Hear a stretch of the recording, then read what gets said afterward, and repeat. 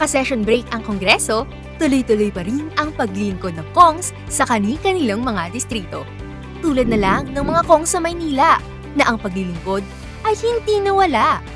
Sa unang distrito, present ang serbisyo ni Kong Ernesto Ernix Junicio sa pamamagitan ng kanyang pabutika sa Tondo. Hindi rin papatalo ang ikalawang distrito dahil may medical, burial at educational assistance payout si Kong Roland Valeriano. Sa ikatlong distrito naman, patuloy ang pag-iikot ng Iwas Dengue team ni Kong Joel Chua upang mag-misting sa mga barangay.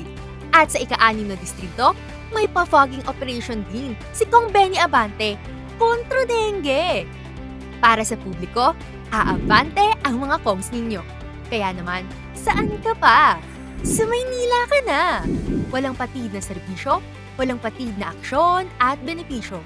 Kahit naka-session break man sa Kongreso, maglilingkod pa rin sa kani-kanilang distrito. Ito ang Congress Connect, aksyon at serbisyo.